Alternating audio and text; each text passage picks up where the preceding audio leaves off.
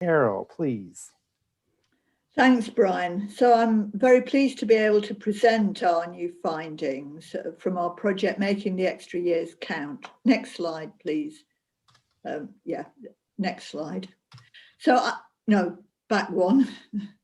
So I'm presenting on behalf of our project team, and I want to mention in particular Holly Bennett and Andrew Kingston, who are also on the panel today to help answer questions. And we're indebted to our advisory group chaired by my colleague Tom Sharp, and including Les Mayhew, who will speak later. And our NIHR Policy Research Unit for Older People and Frailty, which comprises the Universities of Manchester, Newcastle and LSE, have contributed to this project through linked work in the form of a systematic review of international trends in health expectancy. And Gemma Spires led that, and we hope that will be available soon. Thanks, Brian. Next slide. Yeah. So the basis of our project was to investigate how inequalities in disability-free life expectancy and independent life expectancy have changed over time, how health conditions have impacted trends, and whether all social groups are experiencing the same gains or losses. Throughout the project, we've looked at two outcome measures: disability, which we've defined by difficulties or help required with activities of daily living, and dependency, which also includes cognitive impairment and more reflects care needs on a daily basis. In the interest of time, I'll focus on disability, but the conclusions for dependency are very similar. Thanks, Brian. So essentially, we'll be looking at the relationship between mortality, or as the graph shows, the proportion surviving to each age, the age of onset of disability and of morbidity. So how these three lines interact. And the yellow area on the graph is the years spent at each age with disability. And what we really want to do is to minimize that area by pushing the disability curve further to the right. But in the past, life expectancy was increasing as well. So that mortality curve was also increasing, moving to the right. But since about 2012, just after the end of our studies, life expectancy in the UK stalled. Indeed, over the last year, it has reduced by 1 year. Life expectancy at birth has reduced by 1 year.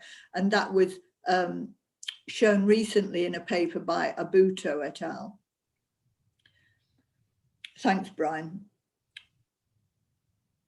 So I hear you say, trends in life expectancy, healthy life expectancy. Well, we know about those because the Office for National Statistics put them out regularly.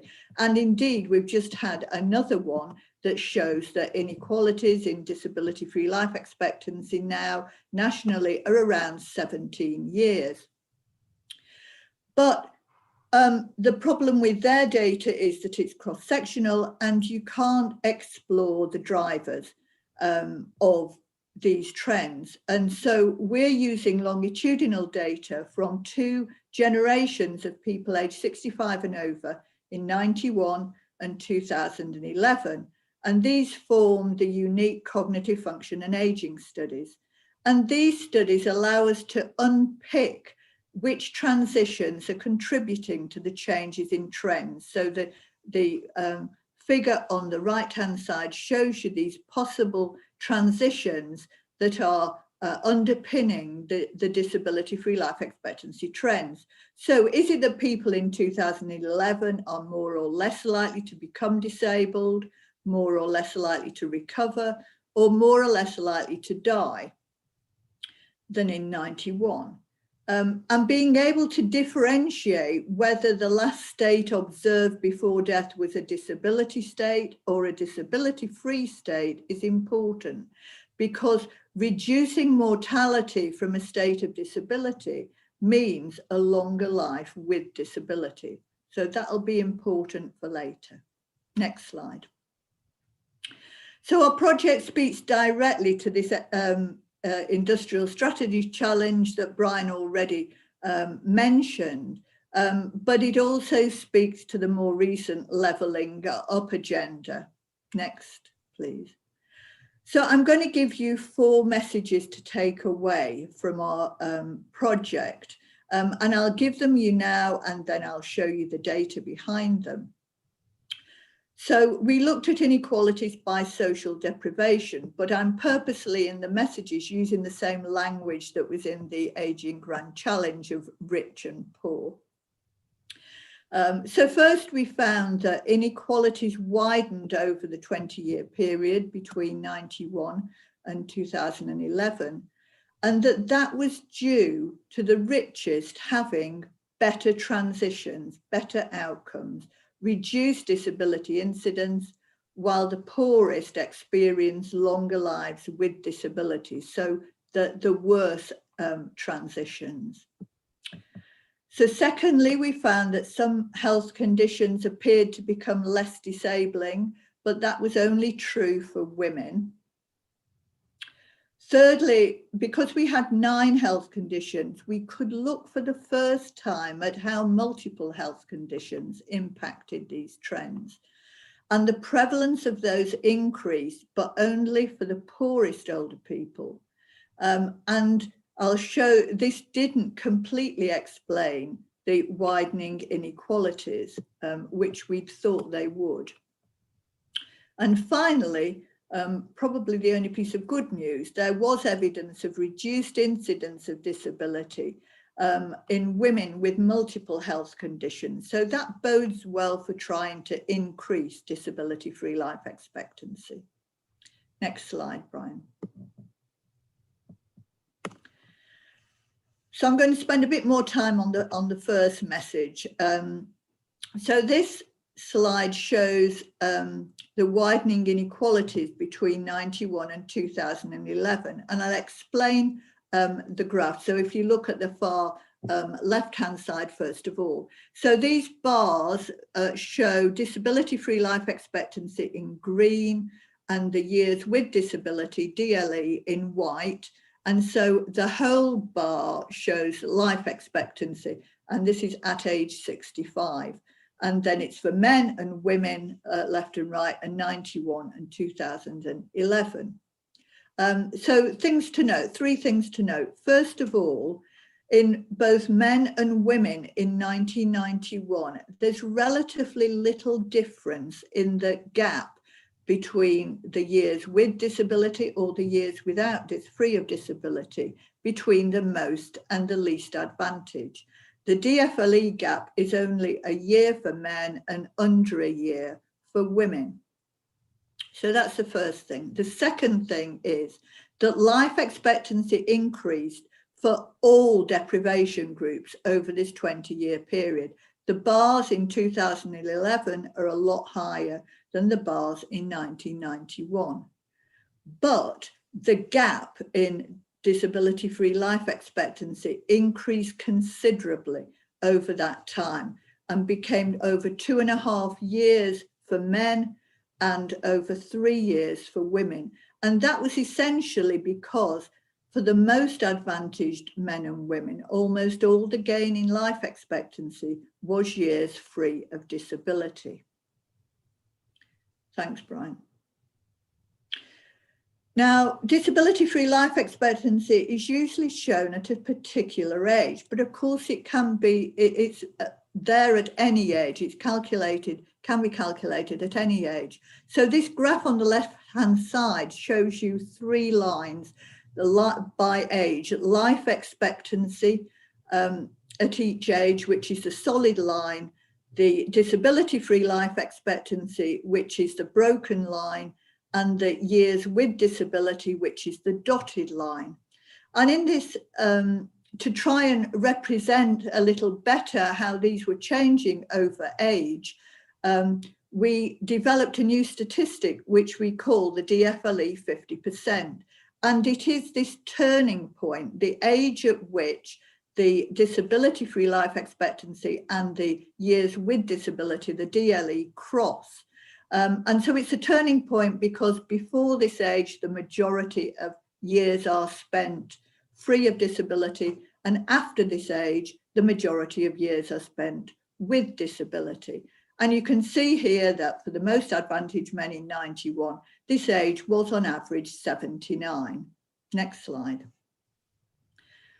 So here we've got the 2 years, 91 and 2011 for the most advantaged men on one slide. And there was a big increase of 6 years from age 79 for this turning point in 91 to age 85 in 2011. Next slide. But the increase for the least advantaged men wasn't as great. It was only 2 years from 77 to 79. And interesting to note that by 2011, the age for this turning point for the least advantaged men was the same age that it was in 91 for the most advantaged men. So there was a 20-year, they're 20 years behind, basically, on this measure. Next slide, please. And the changes in this statistic for women were even more stark, because for the most advantaged, it was about the same as for the most advantaged men. It was 5 years, but that for the least advantaged women, the age at which DFLE 50 happened reduced by 1 year. And so it's going actually in the wrong direction. The other things to note are how much younger this point is for women than it is for men. And in fact, for when we looked at that turning point for independent life expectancy and dependent life expectancy, for the least advantaged men, it reduced by 2 years. So that was even bigger difference in that statistic. Thank you, Brian.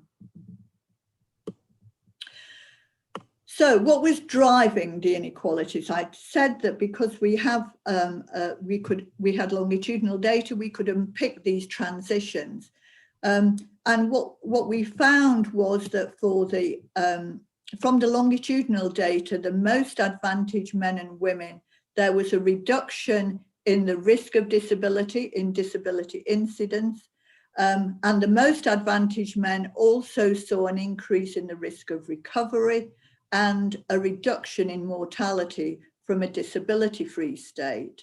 And all of these transitions result in a longer life free of disability. Whereas in contrast, for the least advantaged men, the only significant change was a reduction in the mortality from disability, and therefore a longer life with disability. For the least advantaged women, there was no change in any of the transitions. Thanks, Brian. So that explains the first key message, the inequalities and what's underlying them in terms of the transitions. So now we come on to the long-term conditions. And most of the long-term conditions that we looked at were self-report of a doctor diagnosis. And the graph on the right-hand side shows you the change in prevalence from 1991 to 2011 in these conditions. And it's shown by the odds of reporting a condition in 2011 compared to 91, adjusted for the difference in the age and sex structures of those two studies. And as you can see, most of those conditions showed a higher prevalence in 2011 than in 1991, particularly diabetes and peripheral vascular disease, which more than doubled. The only condition to show a reduction was cognitive impairment. And by that was not self-reported. It was a mini mental state examination score of 25 or less. Okay. So then we looked, next slide, please. So then we looked at the change in life expectancy, disability-free life expectancy, and years with disability, with and without each condition. And I'm going to report here just the results with each condition, just summarize them. So for men with each condition, there was an increase in disability-free life expectancy and in years with disability, and in life expectancy overall. So the extra years of life with each condition had years free of disability as well as years with disability. For women, the increases in life expectancy with each condition were smaller, but for some conditions, which I've shown here, arthritis, coronary heart disease, diabetes, hearing difficulties, respiratory disease, we also saw a reduction in the years with disability. So that suggests that either those conditions had become less disabling, or they were being diagnosed earlier, or they were being treated better, so they had become less disabling. The one consistent result across men and women was that cognitive impairment was associated with the largest increase in years with disability. And this was even despite the prevalence in cognitive impairment having reduced. Thanks, Brian. Because we had information on a range of conditions, we could, and for the first time, this is the first study that's been able to look at the role of multiple long-term conditions. So first we looked at how the prevalence of multiple conditions had changed, and we found two things. First of all, the prevalence increased most in the youngest age group when we looked across age, suggesting perhaps that those entering the older age group are more likely to have multiple conditions now than in previous generations. This we know already from other data as well. Secondly, the prevalence of multiple conditions increased only in the least advantaged, and it hardly changed at all in the most advantaged. So that could be the reason for the widening inequalities that I showed earlier. And in fact, when we looked at the size of the inequality in disability-free life expectancy for men and women with multiple conditions, it had tripled over the 20-year period and was around 2.5 years by 2011. But more importantly, when we looked at that inequality in people without multiple conditions, which we would assume there was very little inequality perhaps if the prevalence of multiple conditions was the reason behind the inequality, we found that they were of a similar size to the inequality with multiple conditions. So that was really a surprising finding and leads us to believe that just this increase in prevalence is not the main reason why inequalities have increased. It is contributing, but it's not the main reason. And finally, perhaps the only bit of good news is that, as I said, some older people with multiple conditions experienced a reduction in disability incidence over the period. But that was only seen in the most advantaged older people. Thanks. So here are the key messages again. I'm sure Michael Marmot will say more on the wider determinants of health, but the last two key messages in particular speak loudly to the need for a wider levelling up of the less advantaged in our society. And that includes jobs and education, but it also includes a better understanding of why health messages are not being taken up. And we can say some more about this in the Q&A session. But I think people's expectations of what's going to happen to them as they age may be playing a factor here. Next slide. I'd just like to acknowledge our funders for this project, the Dunhill Medical Trust, as Brian's already said, but also the Cognitive Function and Ageing Studies Collaboration, who made the data possible and therefore without them we wouldn't be presenting today. Last slide, please. And finally, thank you. That's great. Thanks so much, Carol. I think hopefully other people are as just excited and intrigued to sort of have this kind of information now at our fingertips. I'm a big numbers person, so I always love looking at graphs and hearing about new models and new insights that we can derive from studies such as the CFAS study.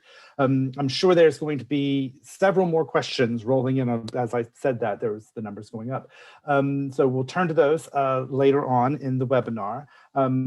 But thanks again, Carol. Now I'd like to turn to Les Mayhew, who is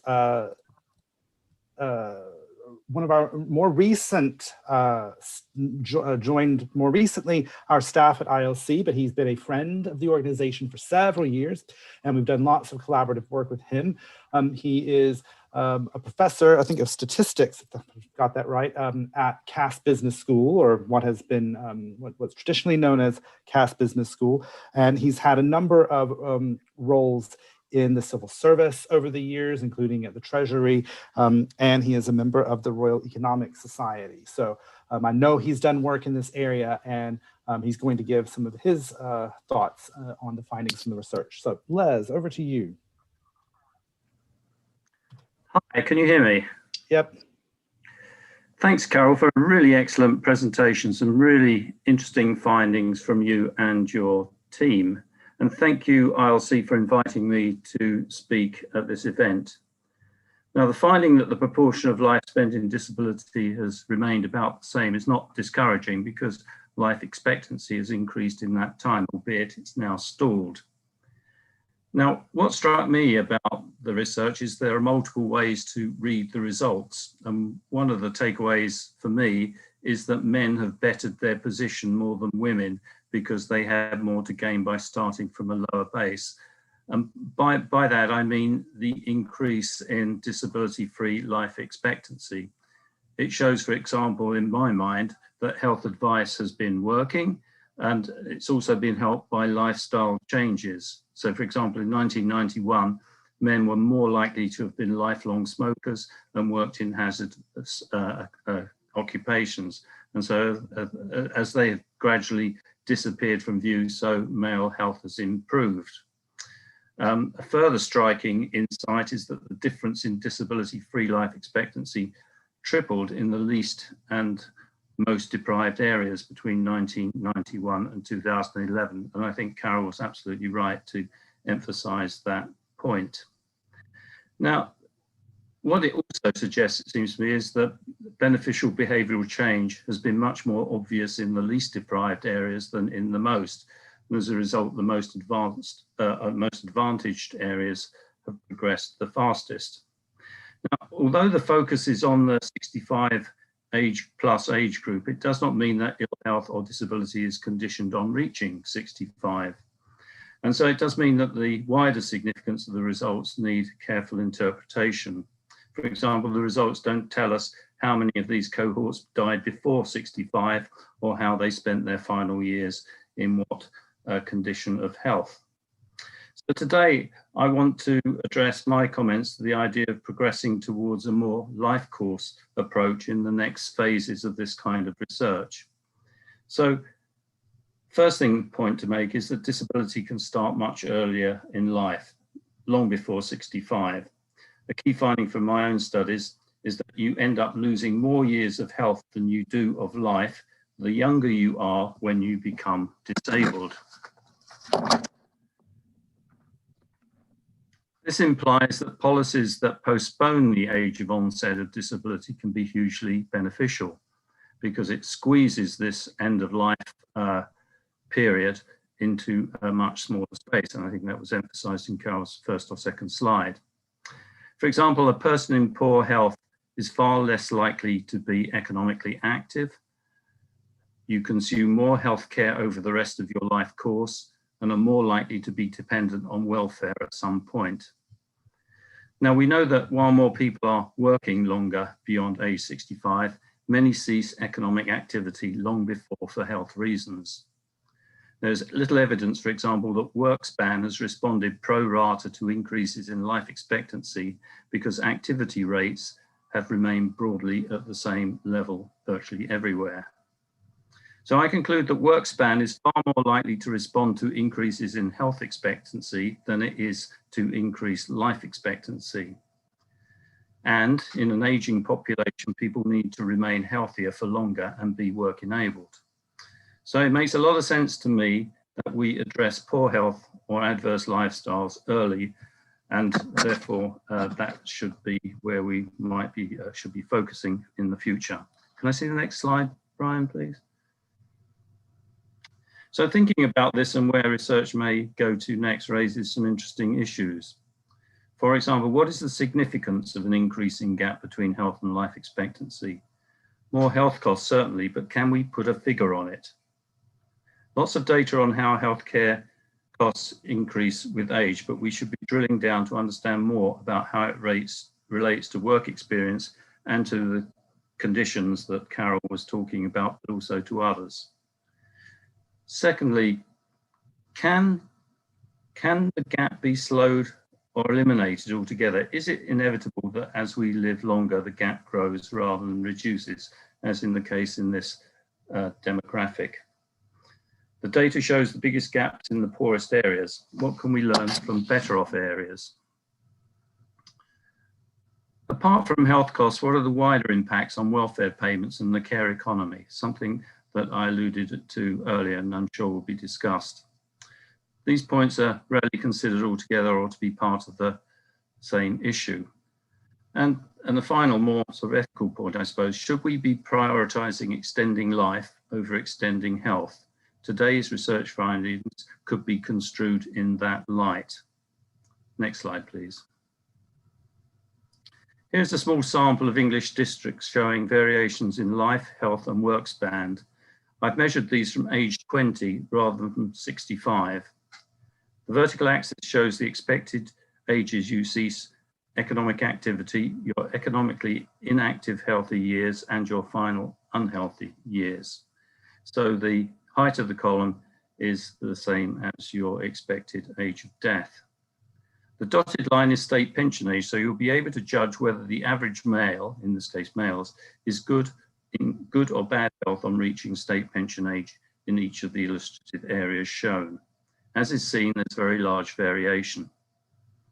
So what I've done here is I've given each district a code so as to group similar ones together. Low means low, obviously, medium, medium, and high, high. If you take Hartlepool, the first column on the left, it's comparatively low, low, low based on life, health, and work. Richmond-on-Thames is HHM. Men cease economic activity on average before age 60, but not long before. They enjoy about 10 years in good health and die around age 83. But in Liverpool, which is further to the right, it all happens much sooner. So one question this raises from a policy standpoint is whether it's better to improve health or to reduce inequalities, bearing in mind the grand challenge to increase healthy life expectancy by 5 years. Key point I would make here that it's not either or. Reducing inequalities will increase health expectancy, but is it a faster way of achieving the government's 5-year health improvement target or not? Perhaps it is. Arguably, there are diminishing returns of trying to do it in well-off areas and fewer economic benefits. Now, poor health appears on the radar from about age 50 onwards in varying degrees of prevalence. If we assume state pension age in 2040 is going to be 70 years, which is not unreasonable, based on current health expectancy at age 50, males in 31% of districts across the UK would already be in poor health.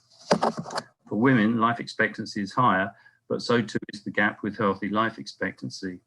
After making the adjustments, the equivalent figure of 18 years or more for women would be reached in 26% of UK districts, 5% fewer than for men. Next slide, please, Brian. So that brings me finally to a possible research agenda, at least it's one that I'm pursuing at the moment. I make 4 suggestions. Firstly, of course, adopting a life course approach that incorporates working life expectancy as well as life and health expectancy.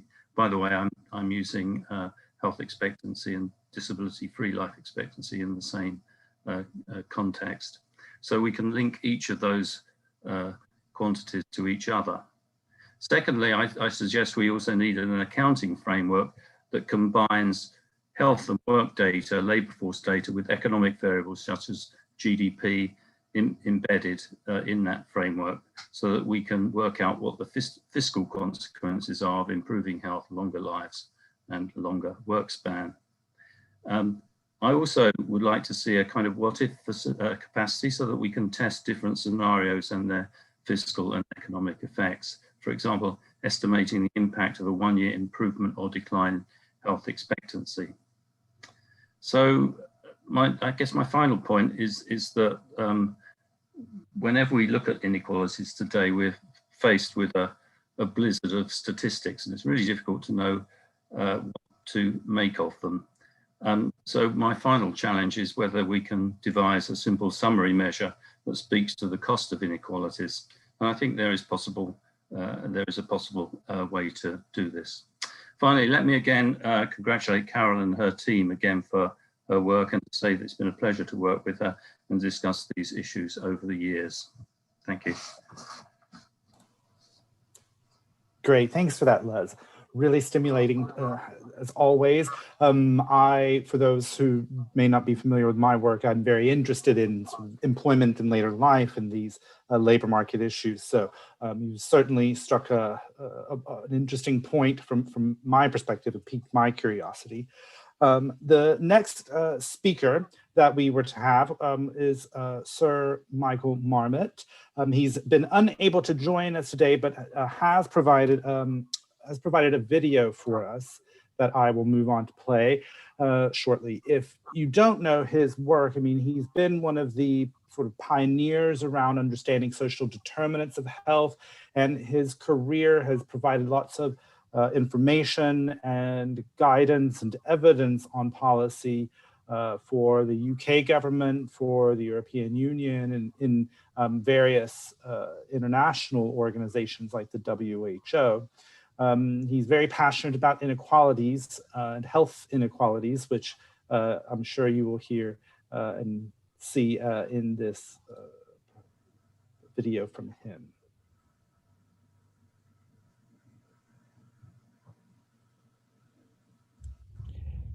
I think of prevention in a broader sense.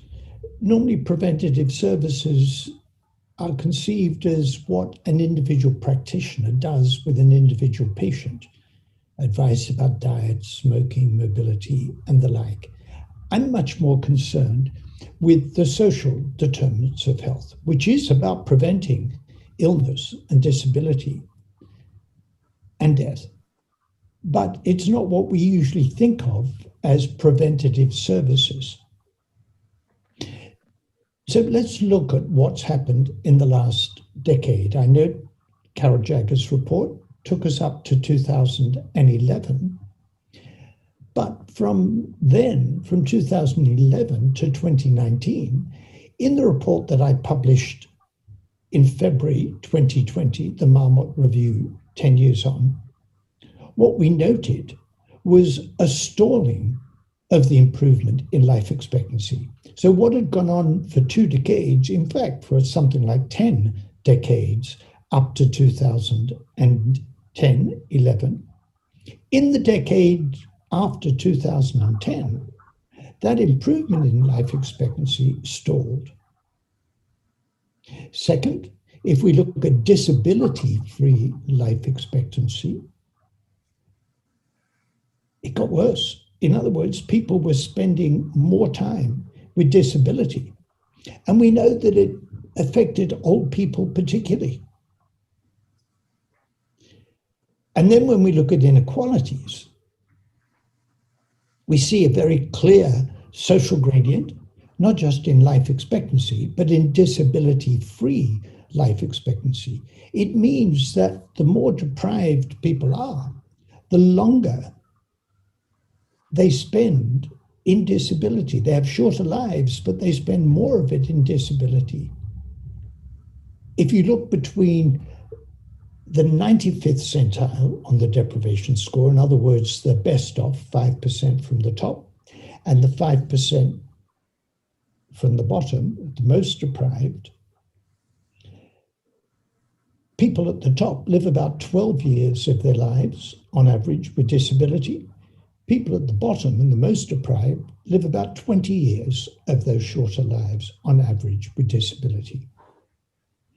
So this is not only about prevention. This is not only about treatment. It's about the conditions in which people are living their lives. It relates to housing and transport and mobility and ability to afford food. All of those are absolutely key. Now, in general, they got worse over the decade from 2010 to 2020, although we know the economic circumstances for older people were in some large measure protected. But that doesn't stop there being big inequalities. And our approach to this for older people has to be twofold. One is a whole of life approach, looking at the life course, so that succeeding generations, as they get to older ages, are not suffering these same inequalities in healthy life. But second, how can we improve the conditions for today's older people?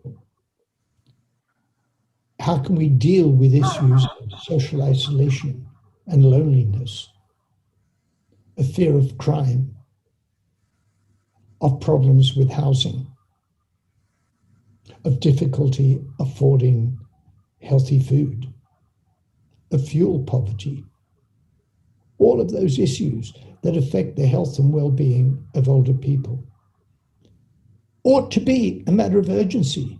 And then when people need more help, look at the terrible circumstances of adult social care.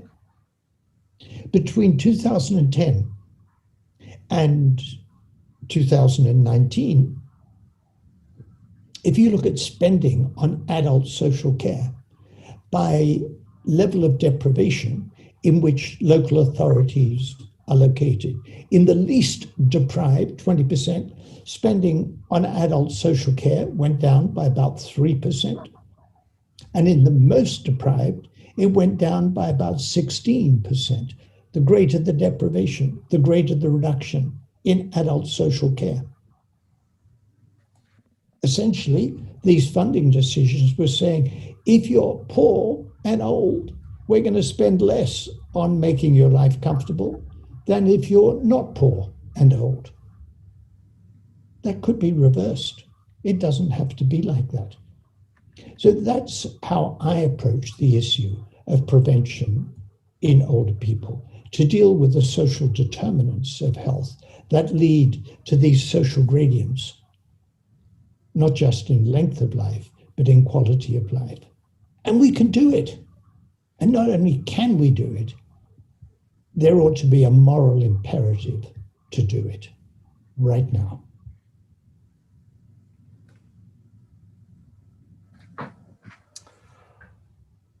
So a virtual thank you to Sir Michael Marmot for his comments on this. I think those who are familiar with his work will hear some, of the kinds of messages we've heard him make quite compassionately over the years. And it relates to a question that, or a concern or a concept that, some of these ideas around the inequalities that we've observed and the findings of Carol's work, the findings from the Marmot review, and the things to which Les was pointing to. Some of this, it's really rich evidence that makes a compelling case for policy. But how do we take it forward, and what can we do with these findings? So in this spirit, we want to hear from we've got a couple of speakers left before we turn over to the Q&A, who can give us, from a very informed vantage point, their perspectives with respect to how, what some of the policy implications are from these findings. And the first up is Baroness Young of Old Scone.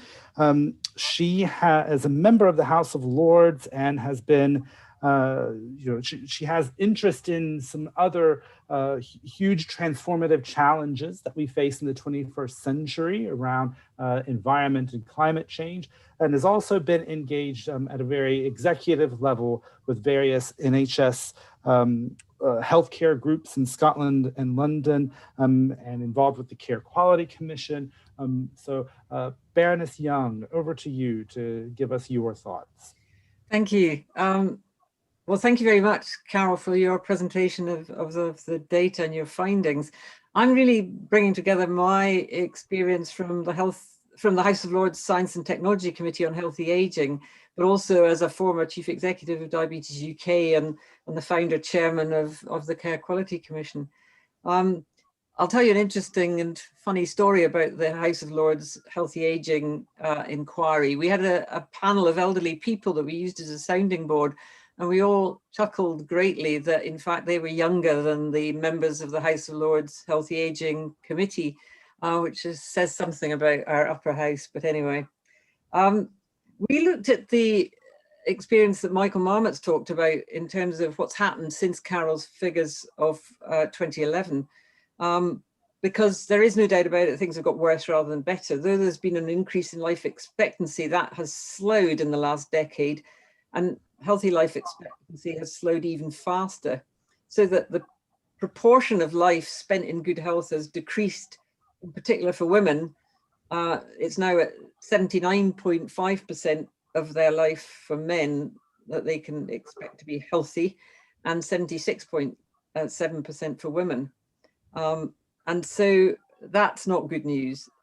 Equally bad, in fact, even worse, is the pronounced social gradient in line with deprivation and also ethnicity, where, as Michael Marmot said, and I think my figures actually are more extreme than his, that the differences in healthy life expectancy between the least and the most deprived are a whopping 18.9 years for men and 19.4 years for women.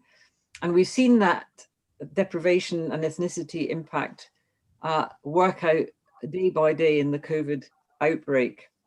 So what did the committee cover and find? Well, because we had in our name science and technology, we had a proportion of the committee who were into technology and very nerdy about it. And we looked at both medical and non-medical technologies and what could be done to increase healthy living, healthy aging.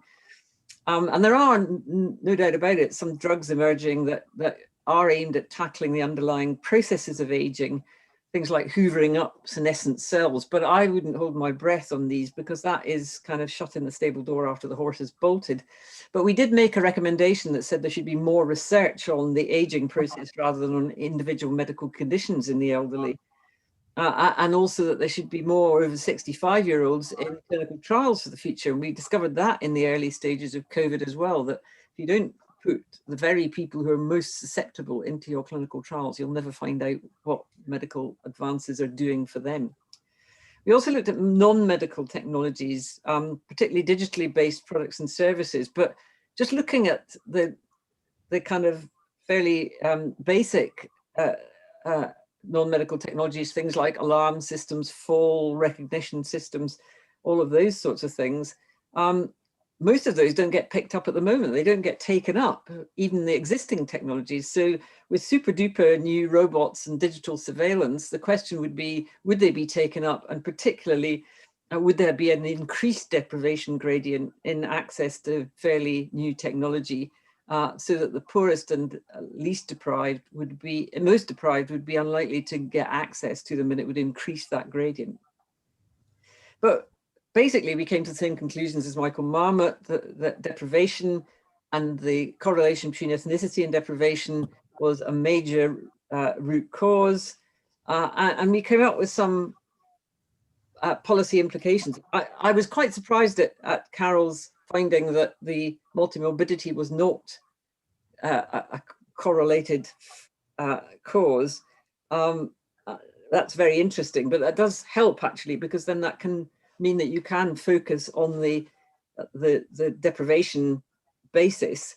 The policy points that I think need to be addressed now are, first of all, we do need to take a public health approach, as Michael Marmot said. We need to focus on lifestyle and environment improvements, and that's by every tool in the toolbox: education, advice, fiscal and regulatory measures, you name it.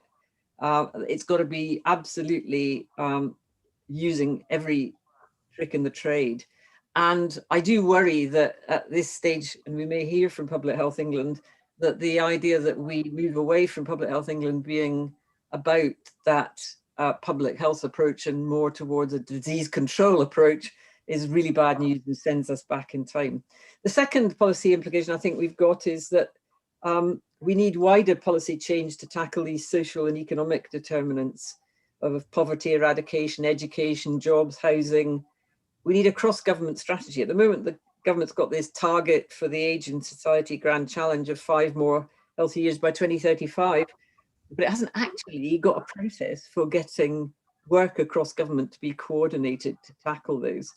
And so we need a cross-government strategy, and that needs to be targeted by localities where our most deprived populations live and where there are strong concentrations of ethnic communities.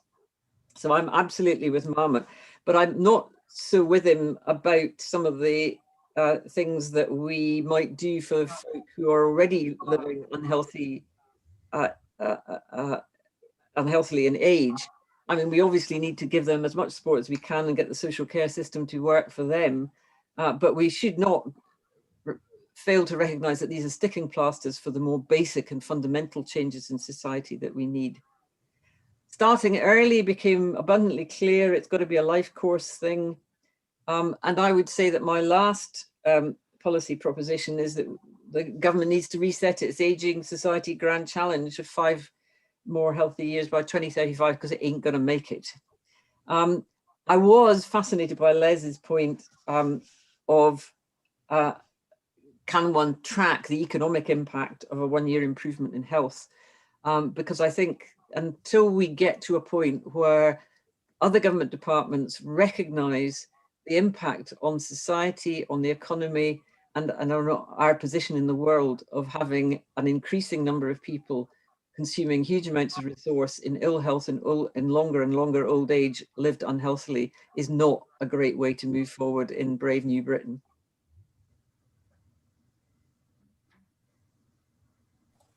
Fantastic. Thank you, Baroness Young. That's really informative.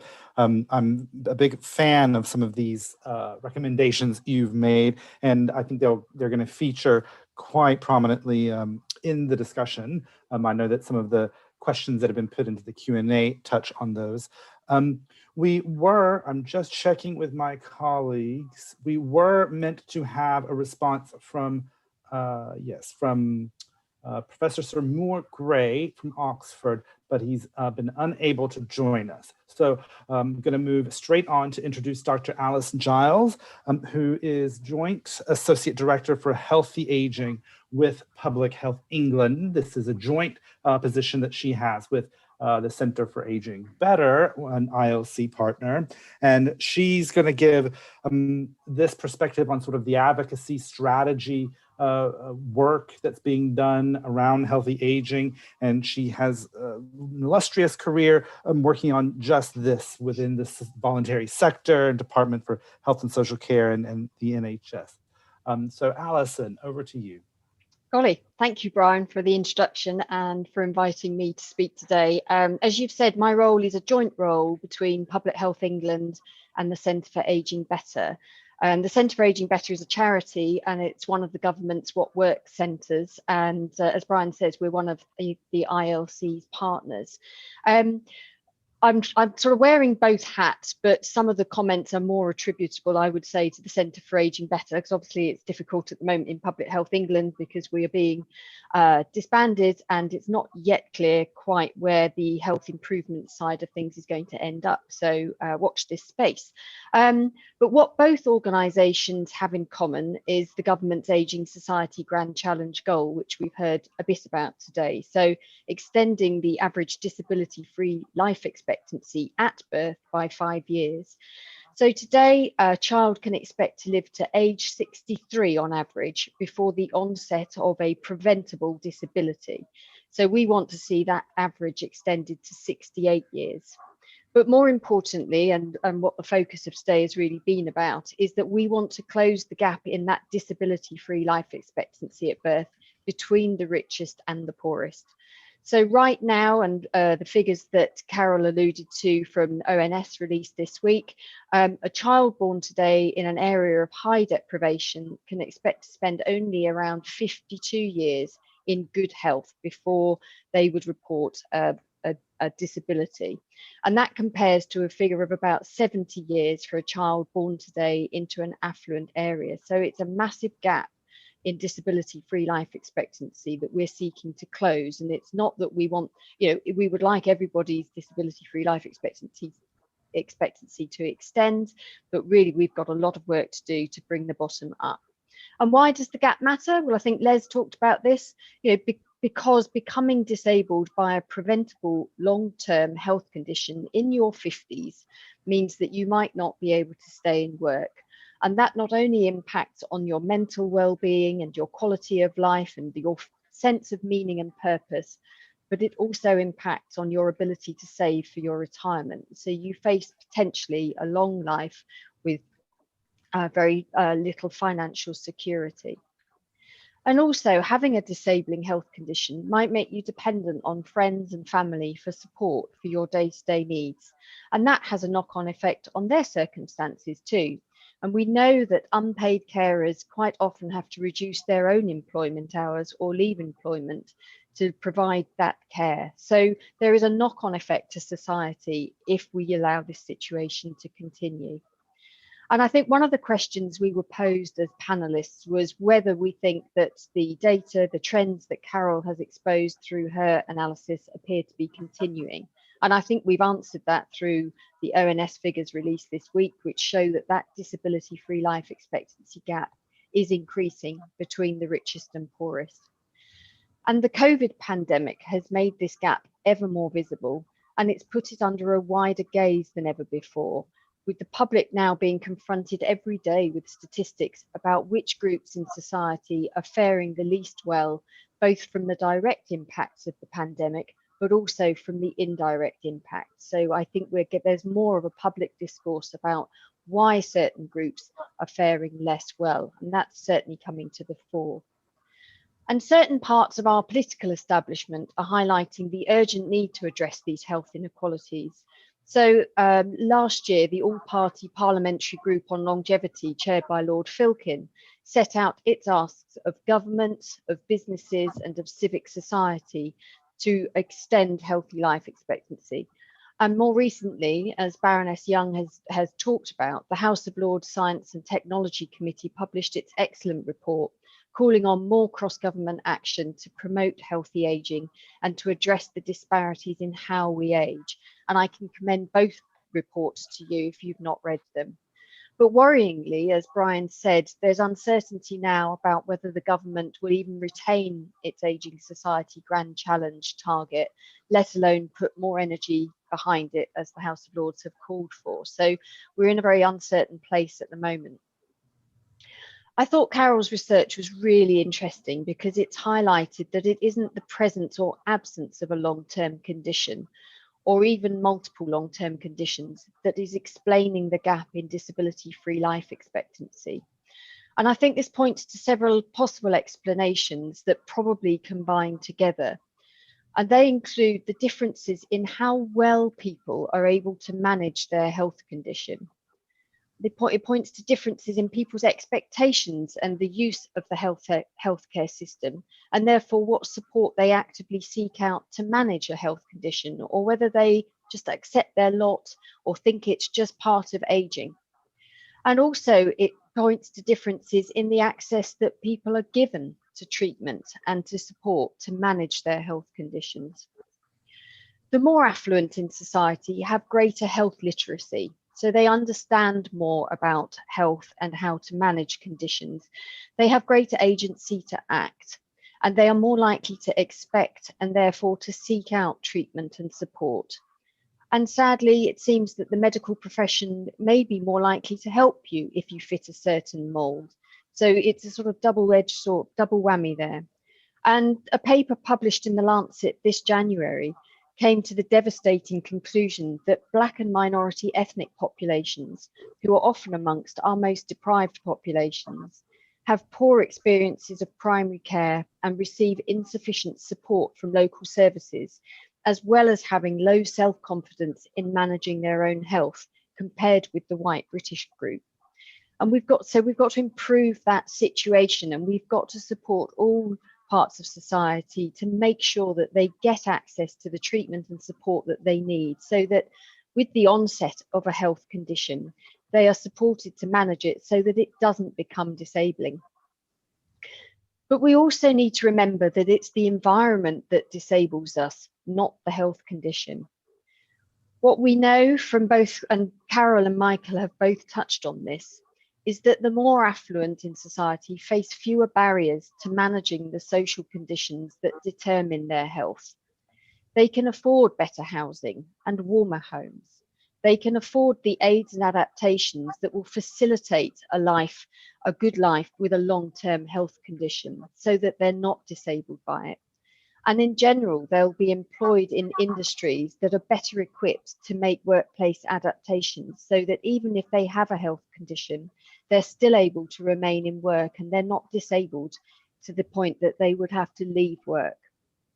And what we know from across the country is that there are really good pockets of good practice where partnerships between different sectors on the ground are working to identify and address the issues that are causing or exacerbating health conditions and that are causing people to be disabled by them. So, for example, there's some really good stuff going on to address the poor quality or unsafe nature of our housing stock, which coincidentally is a topic we're exploring in a webinar next week for those of you who are interested. But there isn't the funding to meet all of the unmet need that exists. We need much more concerted central government action to address the issues such as structural poverty or the poor quality of our existing housing stock, particularly in the private rented sector, and also the precarious nature and poor quality of jobs that mean people who develop long-term conditions are unable or unsupported to remain in work. And lastly, and as we've touched on already, we must renew and ramp up our efforts on prevention. That so many in our society are becoming disabled in their early 50s, preventably disabled, means that they are experiencing the onset of preventable long-term conditions even younger, so in their 30s and 40s. And that statement of fact is surely unacceptable in one of the richest countries in the world. The disadvantages that accumulate across the life course, right from pre-birth onwards, must be addressed, and the most fundamental of those being about how we address poverty and the inequality in wealth that we see in this country. The behavioural risk factors for long-term conditions, such as smoking and poor diet, whilst important to address, are just symptoms of a much deeper problem that's wrapped up in poverty, stress, and disadvantage. So until we fundamentally change the fabric of our society, we'll continue to see preventable disability occurring at younger ages. Thank you. Super. Thanks so much, Alison. You've definitely touched on, again, some recurring themes, some important points that I think will that have already been raised in the question and answer. And before we jump into that, I'm pleased to say that Professor Sir Moore Gray has been able to join us. So I will turn it directly over to you. Thank you very much. I'm sorry I had various problems with Zoom. But, can you hear me? Yep, go ahead. Yeah. So I'd like to speak for a few minutes about what we're doing in what we call the revolution, because we need a cultural revolution. And I speak as someone who's a veteran of 27 reorganizations of the NHS and local government in the last 50 years, most of which have made no difference at all. There have been three very significant transformations, and Baroness Young, I'm sure, has got experience of these two. One was 1948, when I was aged 4, when we set up a bureaucracy to run healthcare. And that was a wonderful thing to do, to create a bureaucracy instead of leaving it to the higgledy-piggledy of things that affected poor people very badly. Then in 1990, with the second big significant shift, which was the development of a market approach, Mrs. Thatcher and Ken Clark. But in 2009, Eleanor Ostrom and Oliver Williamson got the Nobel Prize for saying, firstly, that neither markets nor bureaucracies on their own work for complex problems. And secondly, we need a culture of stewardship, of feeling we're all in it together to tackle and solve the problems of finite resources and increasing need and demand. And I must say, I'm quite encouraged at the moment by the new white paper for the NHS, very encouraged, which is saying we need integrated systems. So what we've been doing is been developing an integrated system for older people. And this is based on systems and networks principle. The 20th century was the century of the bureaucracy. The 21st century is the century of the system and the network.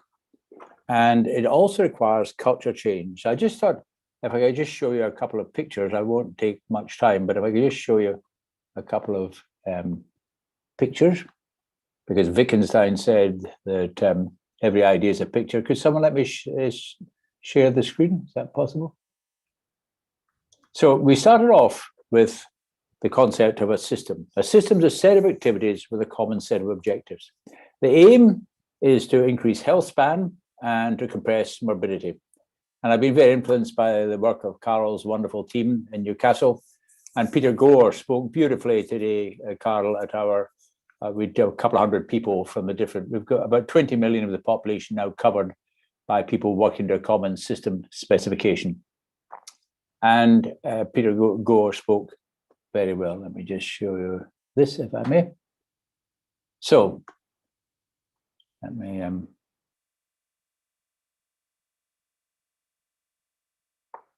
so the aim, as you've been discussing, is to compress morbidity at the end of life. And it's not by yet another reorganization.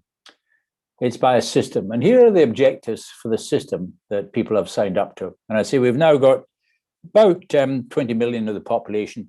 The lead organization has usually been the active partnership of Sport England. The NHS is otherwise occupied at the moment, as you know. Age UK have been centrally involved, and we've got local authorities involved. There's the 4 main agencies. But as I say, from my experience of structural reorganization, we're not saying any structural change is needed. So here are the objectives. And as you can see, these objectives, they vary, and some are fairly straightforward, like to increase physical ability. Others much more complex, to mitigate the effects of deprivation. And then this interesting one at the bottom, which we've actually reworded to enable dying well as living well. Now, a system focuses on these objectives, and it's delivered by networks. And here I've been greatly influenced by the way the Japanese run their industry. A man called Nonaka, he wrote a book called The Knowledge Creating Company.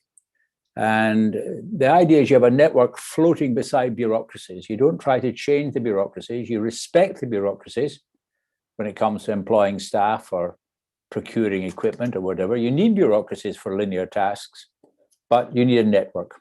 And I say we've got networks mostly operating at the sort of population size of Hertfordshire or Wiltshire. Newcastle's very interesting. We're in discussion with Cumbria, Northumberland, Tyneside and Wearside, because that's the health service sort of shape up there. So there'll be different shapes. And it's often not neat. Essex has got, I think, 6 different Age UKs in it. Lancashire's got 8 authorities, local authorities. But it's delivered by networks. And we also need to change the culture. And the culture needs to change in a variety of ways. Firstly, develop a new language. So we're trying to stop the word retirement and call it renaissance. The word care, I think, is quite a problem. Going back to 1948, care means doing things for people. We're talking more about enabling.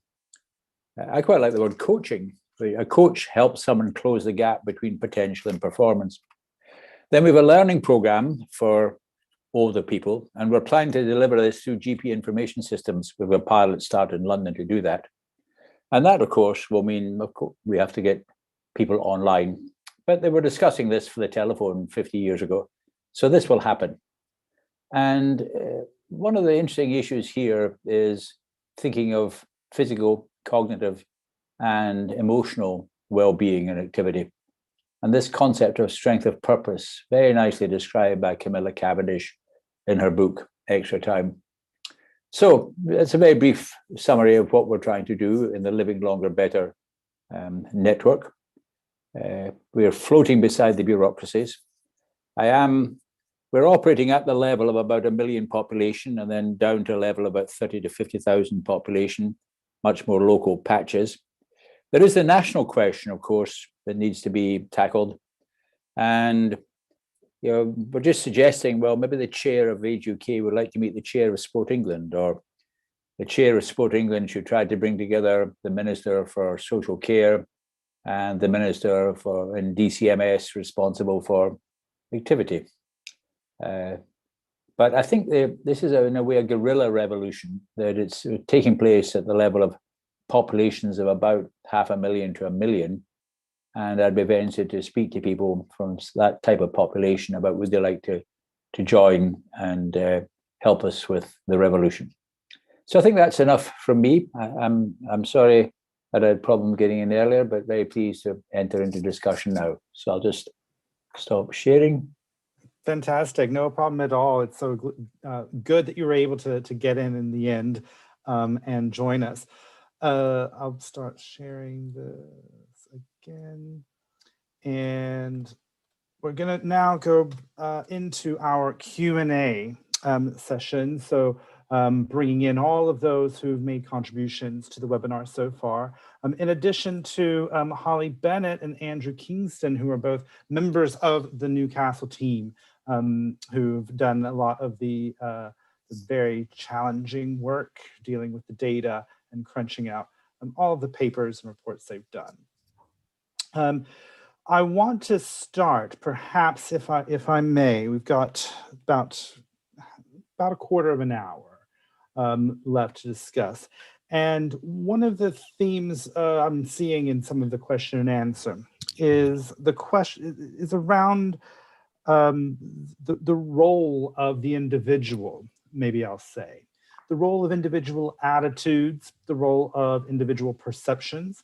So to what extent do perceptions of aging influence how and why we see some of these outcomes?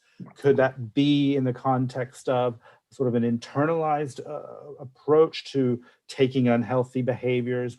How much do we know? Maybe I can turn to you, Carol. How much do we know about these inequalities that you've identified? How much of them do we think are driven by the sort of personal behaviors and those questions of healthy lifestyle and healthy behaviors? I think quite a lot, although I think there's the wider social determinants as well. But I do wonder whether people in more deprived areas just don't recognize that, in fact, they are likely to live longer than their parents and grandparents. And I think they maybe have an expectation of aging that is actually false. And therefore, they're not particularly interested in giving up health behaviors that they enjoy, which might be harmful for their health, but is, possibly sometimes the only thing that gives them any joy at the moment, and that they just assume that they will, you know, die of a heart attack or die of a stroke because their parents did, when they haven't really taken on board the fact that stroke mortality and coronary heart disease mortality has reduced immensely, and it's reduced across the board. We're very good at saving lives. What we're not very good at is you know, saving good quality, getting life in good quality. So I do think that there's some education there necessary for individuals, and some better understanding of why people are not taking up the health messages, because, you know, they're out there, but they just don't seem willing to take them up. And I don't think it's just an individual versus a government thing. I think there needs to be work on both sides. Can I just make a comment? What we're trying to, so I come from a city where time finishes next Friday. And when I came to Oxford and found people talking about things like extra years of superannuation, I realized, oh, there's a different culture here, a different future. So I think we have to be much more direct with people. And as we'd say in Glasgow, listen, sunshine, you may think you're going to pop off with a nice little heart attack, but you'll probably finish up in a chair, a bloody nuisance to your family. And we're looking at ways in which we can use GP information systems to link directly to people. Obviously, what's happening around about them is very important, and we need to work with the clubs they belong to, for example, with mosques. In many of the populations of England would be a key organisation. But it's got to be a shorter time frame. But I think Carol's team is great. I use Andrew Kingston's paper very frequently, but it's very clear we have to change the time frame. It's a cultural problem in which individual assumptions are set, and we're planning to do that by giving an activity prescription with every drug prescription.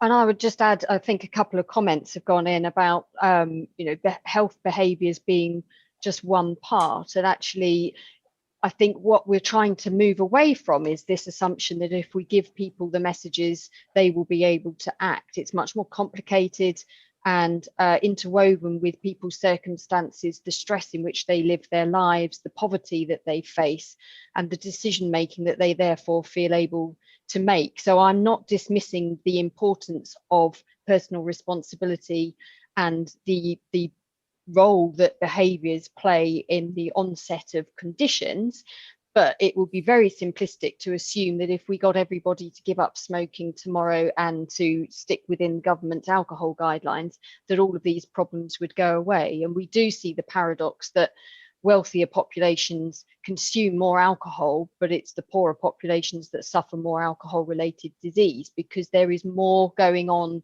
in the biological system than just the alcohol. It's the interaction with stress and other biological mechanisms. So it's not to trash the behaviours as being important, but I think there's a lot more complexity to this debate. And I think you're tapping into something very important. It reminds me of some of the work I've done and been involved with around the loneliness and social connections, and how these are associated with poorer health outcomes, but sort of, you know, what are the precise drivers there? It raises lots of questions related to that. I wonder if this is probably, I don't want to take anyone by surprise. I mean, there was research just published last week in the American Journal of Epidemiology that sort of drawing on some of their data suggests that actually members of the Generation X and Generation Y cohort are not as healthy as their parents and grandparents were at that age. When they've investigated it too, they also find that while there's higher rates of smoking and alcohol use in comparison, that those aren't driving the differences in some of these metabolic syndrome markers that they found. I think it's a really interesting question for us to take on board. Is I'm by my accent American, so I sort of understand how inequality is manifested. Does anyone want to come in on this question of whether or not we are confident that these health messages that we've tried to deliver in terms of prevention and in terms of personal responsibility, do we think that they're actually making a I don't want to say making a difference, because we know that they are, but are they really, as magical as they are? Or is it really coming to some, perhaps, of what Michael Marmot was saying, really influenced by these circumstantial and environmental factors, and has neglect in that respect really set us up for potential future poor outcomes? Can I say something, Brian? Yeah.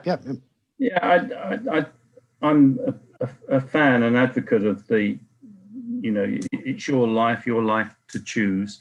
But there isn't this question of whether your circumstances drive your health behaviors or your health behaviors drive your circumstances. It's an almost impossible thing to disentangle. So I think what you have to do is look at what you can see and what you know. So if I look at, for example, causes of death over the last 50 years, I know we're not talking about health extensions here, but it's really quite interesting to me that in the most deprived areas, deaths are disproportionately caused among young males by things like drugs, suicide, and the like. So clearly there's something afoot there. We're not doing something right. And that those patterns of mortality have changed over the years, but the basic distribution of death by age has not changed nearly as much. So, for example, if you go back to the 1950s, again, males were more likely to die from motorcycle accidents than they were from drug overdose. But you see that there's a kind of pattern there, but the outcomes and reasons for the outcomes are different. And you asked whether health messages are getting through. Well, clearly they are, but the receptiveness of different populations and subgroups to those health messages varies enormously. We used to call, you've probably heard of the concept of the worried well, people who sort of read into these messages and go to their doctor far more frequently than those that don't. I think we probably need to try some new communication channels to get these health messages across. And I do think that what's becoming apparent to me is that role models are, and the instant, the current means of communication, you can more or less get a message to the whole population in an instant. And the top-down approach we need probably needs to be supplemented by something more bottom up, and I think role models possibly one way to do that. Could I make the point that I mean, I think Muir was right about the systems approach, because the reality is you've got to pull all the levers that you can pull in order to surround some of these wicked problems. And when I was working for Diabetes UK, we did a lot of work looking at the eating and activity habits of families using the Tesco Club Card, because of course there's great data there as to what they put in their shopping baskets and what they eat every week. And it was abundantly clear that it wasn't, giving people messages about healthy food wasn't going to be sufficient. It was also going to be about price differentials. It was going to be about store architecture. It was going to be about using the power of younger children who were interested in healthy eating. It was about making sure that people actually knew how to cook stuff and had the facilities to be able to cook stuff. And in the case of ethnic minority populations, the role model thing was really important. So, cooking for 500 people every Sunday at the local Sikh temple was probably the most profitable thing I ever did, because you could actually get that eating together as part of your religion to be part of the changing the way in which people ate traditional foods and adopted healthier ways of cooking. So it's a complex set of problems, and we've got to have a systems approach, and it's got to be right across the board of the big levers, the economic and regulatory levers, as well as the local targeted interventions. That's very important. That reminds me of some research I've seen in the past around cooking skills in later life, and particularly sort of the impact on men's nutrition when they become widowers, because traditionally. In many circumstances, they were never responsible for making their own food. We're just about to run out of time, and I want to give all of the panelists 30 seconds to a minute to give your final reflections and comments. First, I will come to Professor Gray, but for all of you to think about some of the, if you have any comments on some of the remaining themes that have emerged from the question and answer. There have been questions around intersectionality. So we've understood here this sort of these differences and inequalities manifesting from a socioeconomic position, but, and I know Baroness Young's mentioned the ethnicity point, but do we, what do we need to do to understand the intersectionality? Does rural and urban come up? What is the role of housing, and what can we do taking forward housing? What are the challenges for addressing this amongst healthcare professionals and those who are delivering health and care services compared to just the public in general? So those are some of the themes we haven't been able to get to, but final thoughts, Professor Gray. Well, if we're on the road in a bridge club or a bowls club or a mosque, we're saying we've discovered the elixir of life. It's called knowledge, and it's consumed by lifelong learning. But it's not a matter of lifestyle. We never use the word lifestyle. This is an environmental problem. And we sometimes say we've got Paleolithic bodies in a post-Paleolithic world. It's an environmental problem. The message we find is actually more difficult with the professionals than with the public. Because the professionals think they know what's wrong with older people, and they don't appreciate the interaction of loss of fitness, disease, and negative thinking. And aging by itself doesn't seem to be a cause of major problems until the late 90s. And it's important to remember, the last point I'd make is that all the doctors educated before 2000, people like me, we were taught the number of brain cells you were born with just declined every year. We'd never heard of neuroplasticity. And I think there's terrific, exciting work about spreading information and ideas about forget the chronological age, except that aging does mean it's more difficult. You lose resilience. So every year people need to do a little bit more, and every diagnosis needs a little bit more. So I said, we're very pleased to speak to people from other populations if they would like to discuss with us the network. Thank you very much. Thank you. Alison. I think, I guess I'm hopeful that the NHS white paper and the sort of new push towards more integrated systems for health and care locally, I'm hopeful that they can enable more of the NHS budget to be put towards prevention and addressing the social determinants. As I say, there are good examples of where clinical commissioning groups are funding adaptations and changes to housing to make improvements to people's housing.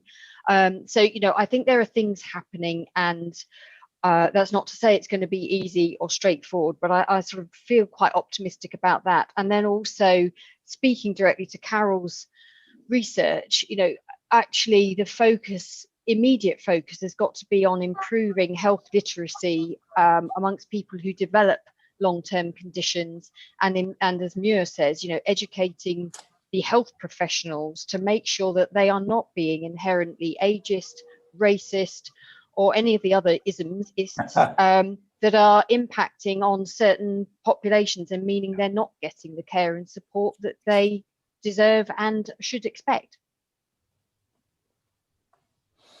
Super, thanks. Baroness Young, please. Write to the Chancellor and tell him austerity for the next 10 years is not the answer. Yes. Yeah. Very succinct and very poignant, I think. Les.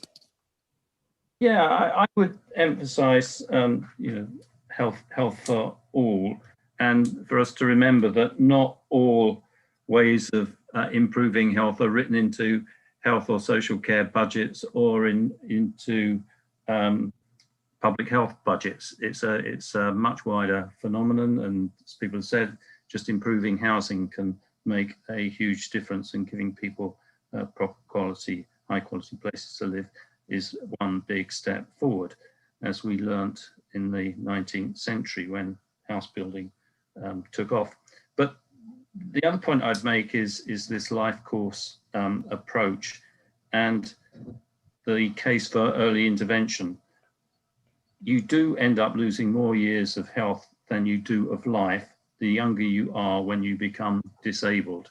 So pushing out that frontier and postponing it for as long as possible is going to be most helpful, I think, in the long run. At the moment, we tend to intervene in people's health needs once the problem has struck, not before the problem has struck. So we really need to look at that and try to find the right way forward. And last but not least, Carol.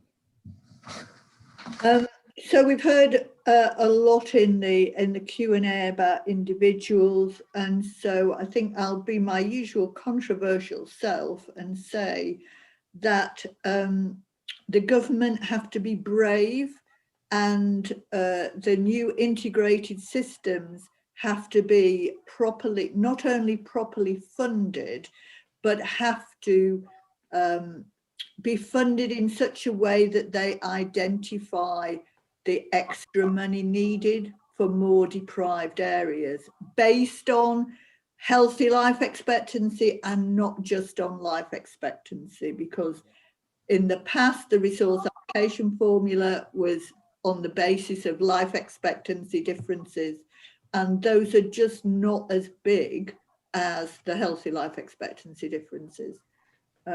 So they have to be brave, and there has to be some redistribution of money, and that will be very unpopular in some areas, but it's the only way that we're going to get the money where it's needed. Great, thanks, Carol.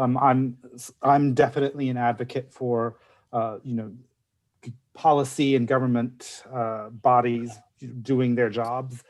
So I would certainly second your point around recognizing their role. I want to thank everyone who has participated by giving their views on the webinar today, who's listened to us. My apologies if I wasn't able to get your question answered directly. I would like to just highlight, we do in the chat have a couple of links for people to some future events and a new funding opportunity from Dunhill Medical Trust. And just to say that we at ILC are working on our prevention program. You can, before that, you can work with us. This is some of the information with a contact there at the bottom right if you are wanting to explore collaborative work or become one of our partners. But we do also have our prevention program that we are working on. This phase of the program is about delivering prevention. So it's not just the case of why prevention is important, but how do you break down and barriers, democratize access? What is the role of technology? And how do we ensure that people are inspired and engaged in the prevention agenda? So do check out our website and stay in touch with us to look for future events. So thanks again to Carol. Thanks again to the whole team at Newcastle and to Dunhill Medical Trust.